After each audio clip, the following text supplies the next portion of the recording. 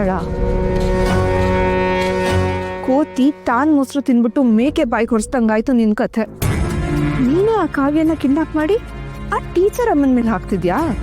ಪಾಪ ಆ ಕಾವ್ಯನ ಎಷ್ಟು ಆಟ ಆಡಿಸ್ತಿದ್ಯಾ? ಇದಕ್ಕೆಲ್ಲ ನಾನು ಬಿಡ್ತೀನಿ ಅನ್ಕೊಂಡಿದ್ಯಾ? ನಿನಗೆ ಎಷ್ಟು ತಲೆ ಇರ್ಬೇಕಾದ್ರೆ ಡಬಲ್ ಡಿಗ್ರಿ ಮಾಡಿರೋ ರಶ್ಮಿಕಂಗೆ ಇನ್ನೆಷ್ಟಿರ್ಬೇಕು. ನೋಡ್ತಾ ಇರು ನಿನ್ ಮರ್ಯಾದಿನ ಹೇಗ್ ತೆಗಿತೀನಿ ಅಂತ.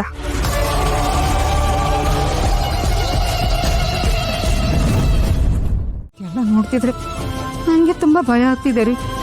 ಈ ಮದುವೆ ನಡೆಯುತ್ತೋ ಇಲ್ವೋ ಅಂತ ಆತಂಕ ಆಗ್ತಿದೆ. ಶಾಮು, ನೀನು ಅಷ್ಟು ಭಯ ಪಡಬೇಡವೆ. ಶಶಾಂಕ್ ಒಳ್ಳೆ ಹುಡುಗ, ಯಾವುದೇ ಕಾರಣಕ್ಕೂ ಅಕ್ಷರನ ಅವನು ಬಿಟ್ಕೊಡಲ್ಲ. ಶಶಾಂಕನು ಒಳ್ಳೆ ಹುಡುಗನೇ, ಆದ್ರೆ ನಮ್ಮ ಮಗಳು ಪದೇ ಪದೇ ಈ ರೀತಿ ಎಡವಟ್ಟು ಮಾಡ್ತಾ ಇದ್ರೆ ಆ ಹುಡುಗ ಎಷ್ಟು ಅಂತ ವಹಿಸ್ಕೊಂಡು ಮಾತಾಡ್ತಾನೆ ಹೇಳಿ. ನೀನು ತಲೆ ಕೆಡ್ಸ್ಕೊಬೇಡ್ವೆ, ಸಮಾಧಾನವಾಗಿರು.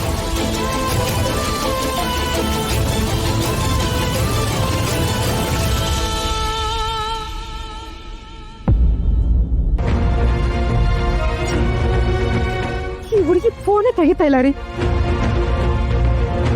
ಆ ಹೇಮಾವತಿ ಬೇರೆ ಬೈತಾನೆ ಇರ್ತಾಳೆ. ಇಲ್ಲೇನ್ ಆಗ್ತಿದೆ ಅಂತಾನೆ ಅರ್ಥ ಆಗ್ತಿಲ್ಲ ನನ್ಗೆ.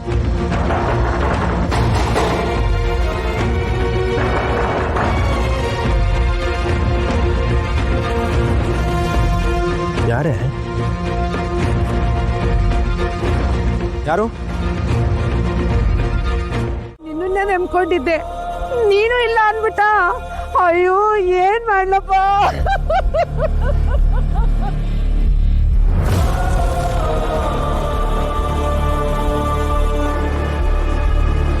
ವಸ್ತಿ ತಾಳ್ಮೆ ತಗೊಳ್ಳಿ. ಹೆಂಗ್ ತಾಳ್ಮೆಲಿರೋದು? ಕಳೆದೋಗಿರೋದು ಸಣ್ಣ ಪುಟ್ಟ ವಸ್ತು ಅಲ್ಲ, ನಾನ್ ಎತ್ ಮಗಳು. ನಾನು ಹೆಂಗಿರ್ಲಿ? ಅಲ್ಲ ರುದ್ರಣ್ಣ, ಈ ಊರಾಗೆ ನಿಮ್ ಭಯ ಐತೆ. ಹಿಂಗಿರುವಾಗ ಈ ಊರಿನ ಹೆಣ್ಮಗಿನ ಕತ್ಕೊಂಡು ಹೋಗೋದು ಅಂದ್ರೆ ಹೆಂಗ್ ಸಾಧ್ಯ? ನೀನ್ ಹೇಳೋದು ದಿಟ ಅನ್ಸುತ್ತೆ ಅಕ್ಕ. ಅಟೊಂದ್ ಧೈರ್ಯ ನಮ್ಮ ಊರಾಗಿ ಯಾರಿಗೂ ಇಲ್ಲ ಕಣ್ಣ. ನಾವು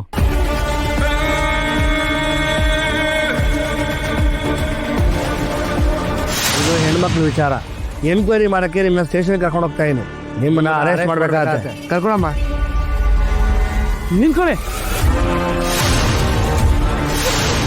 ಆ ಹೆಣ್ಮಗಿನ ಕರ್ಕೊಂಬರೋ ಜವಾಬ್ದಾರಿ ನಂದು.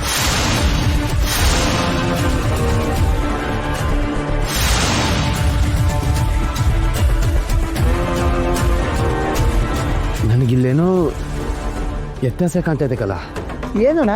ಇಲ್ಲಿ ನಾವೆಲ್ಲರೂ ಕಾವ್ಯ ಎಲ್ಲಿ ಎಲ್ಲಿ ಅಂತ ತಲೆ ಕೆಡಿಸ್ಕೊಂಡು ಹುಡುಕ್ತಾ ಇದ್ದೀವಿ, ಆದ್ರೆ ಅವರಪ್ಪನೇ ಕಾಣಿಸ್ತಿಲ್ವಲ್ಲ. ಹೌದಲ್ವಾ? ನಮ್ಗೆ ಎಷ್ಟು ದಿಗ್ಲಾಗಿರ್ಬೇಕಾರೆ ಅವ್ರ ಮಗಳು ಕಾಣಿಸ್ತಿಲ್ಲ ಅಂತ ಅವ್ರಿಗೆ ಎಷ್ಟು ದಿಗ್ಲಾಗಿರ್ಬೇಡಣ್ಣ. ಅವನೇ ಏನೋ ಕಿತಾಪತಿ ಮಾಡೋವನಕ್ಕಲ್ಲ. ಎಲ್ಲವನೇವನು ಸೀನಪ್ಪ. ಯಾರಯ್ಯ ನೀನು? ನಮ್ಮ ಊರ್ನಾಗ ನಿನ್ನ ನೋಡೇ ಇಲ್ಲ. ನಾನು ಅಕ್ಷರ ತಂದೆ. ಓಹೋ ಹೋ ಹೋ ಹೋ, ಅವಳ ಹೆತ್ತಪ್ಪನ ನೀನು? ಏನಯ್ಯ ಬುದ್ಧಿ ಕಲ್ಸಿದ್ಯಾ ನಿನ್ ಮಗಳಿಗೆ? ಸೀಮೆಗಿಲ್ದಿರೋ ಪಾಠ ಮಾಡ್ತೀನಿ ಅಂತ ನನ್ನ ನೆಮ್ಮದಿ ಹಾಳು ಮಾಡೋಳೆ. ಊರಿನ ಜನ ನಿದ್ದೆ ಹಾಳು ಮಾಡಿದಾಳೆ. ನಿನ್ ಮಗಳಗ್ ನೆಟ್ಟಿಗೆ ನೀನ್ ಬುದ್ಧಿ ಕಲ್ಸಿದಿದ್ರೆ ನಮ್ಮೂರ್ಗಿಂತ ಪರಿಸ್ಥಿತಿ ಬರ್ತಿರ್ಲಿಲ್ಲ. ನಮ್ಮೂರ್ ಹೆಣ್ಮಗಿ ಸಿಕ್ಕಿಲ್ಲ ಅಂದ್ರೆ ನಿನ್ನ ಮಗಳನ್ನ ಸುಮ್ಮನೆ ಬಿಟ್ಬಿಡ್ತೀವಿ ಅನ್ಕೊಂಡಿದ್ಯಾ? ಹಳ್ಳಿ ಜನ ನಾವು. ನಮ್ಮೂರ್ ಹೆಣ್ಮಕ್ಳಿಗೆ ತೊಂದರೆ ಆಯ್ತದೆ ಅಂದ್ರೆ ಸುಮ್ಮನೆ ಬಿಡೋ ಮಂದಿನೇ ಅಲ್ಲ. ನಿನ್ನ ಮಗಳು ಇನ್ನೊಂದು ಜನ್ಮ ಎತ್ತು ಬಂದ್ರು ಮರೆಯಂಗಿಲ್ಲ ಅಂತ ಏಟ್ ಕೊಡ್ತೀವಿ. ನನ್ನ ಮಗಳ ಮೇಲಿನ ದ್ವೇಷಕ್ಕೆ ಮಾಡಬಾರ್ದನ್ನೆಲ್ಲ ಮಾಡಿ ನಾಟಕ ಆಡ್ತಿದ್ದಾಳೆ. ಛೇ, ಎಂತ ಹೆಂಗಸಿಗಳು. ಯಾಕಯ್ಯ ಏನು ಮಾತಾಡ್ತಿಲ್ಲ? ನನ್ ತಾವ ನಿಮ್ಮ ಆಟ ನಡೆಯಕ್ಕಿಲ್ಲ. ಓಹೋ, ನಿನ್ನ ಮಗಳನ್ನ ಕರ್ಕೊಂಡು ಹೋಗಕ್ ಬಂದಿದ್ಯಾ? ಅದ್ ಯಾವ ಮುಖ ಇಟ್ಕೊಂಡು ಬಂದಿದ್ಯಾ? ನನ್ನ ಮಗಳ ಜೊತೆ ಒಂದೆರಡು ನಿಮಿಷ ಮಾತಾಡ್ಬೇಕಿತ್ತು. ಏನ್ ಮಾತಾಡ್ಬೇಕಿತ್ತು? ಇನ್ನು ಈ ಊರ್ನ ಹಾಳು ಮಾಡೋದ್ ಹೆಂಗೆ, ನಮ್ ನೆಮ್ಮದಿನೆಲ್ಲ ಹೆಂಗ್ ಕೆಡಿಸ್ಬೇಕು ಅಂತ ಹೇಳ್ಕೊಡ್ಬೇಕಿತ್ತಾ? ಅದಲ್ಲ, ನೀನ್ ಮಾಡಿರೋ ಕೆಲಸದ ಬಗ್ಗೆ ನನ್ನ ಮಗಳಿಗೆ ತಿಳಿಸ್ಬೇಕಿತ್ತು. ಏನ್ ಮುಖ ನೋಡ್ತಿದ್ಯಾ? ಮಾತು ಬರ್ತಾ ಇಲ್ವಾ? ನಿನ್ನ ಮಗಳು ಪರಿಸ್ಥಿತಿ ನೋಡಿ. ನನ್ನ ಮಗಳ ಜೊತೆ ಒಂದೆರಡು ನಿಮಿಷ ಮಾತಾಡ್ಬೇಕು, ಅವಕಾಶ ಮಾಡಿಕೊಡಿ. ಮಾತಾಡು. 2 ನಿಮಿಷ ಅಲ್ಲ, 1 ಗಂಟೆ ಮಾತಾಡು. ನಿನ್ನ ಮಗಳಿಗೆ ನೆಟ್ಟಿಗೆ ಬುದ್ಧಿ ಹೇಳು. ನನ್ನ ಮಗಳು ಎಲ್ಲಿದ್ದಾಳೆ?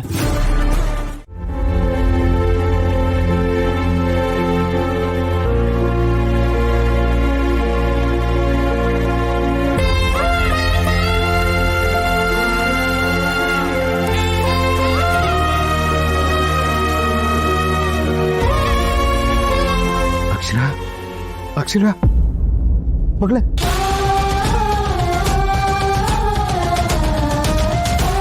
ಅಪ್ಪ ಅಪ್ಪ ನಾನೇನು ತಪ್ಪು ಮಾಡಿಲ್ಲ. ಇಲ್ಲ ಮಗ, ನನ್ನ ಮಗಳು ತಪ್ಪು ಮಾಡೋಳಲ್ಲ ಅನ್ನೋದು ನನಗೆ ಚೆನ್ನಾಗಿ ಗೊತ್ತಮ್ಮ. ನೀನ್ ಮಾಡದೇ ಇರೋ ತಪ್ಪಿಗೆ ನಿನ್ನನ್ನು ಹೊಣೆ ಮಾಡೋಕೆ ಪಿತೂರಿ ಮಾಡ್ತಿದ್ದಾರೆ. ಆ ಪಿತೂರಿ ಮಾಡ್ತಿರೋದು ಯಾರು ಗೊತ್ತಾ? ಆ ಭುವನೇಶ್ವರಿ.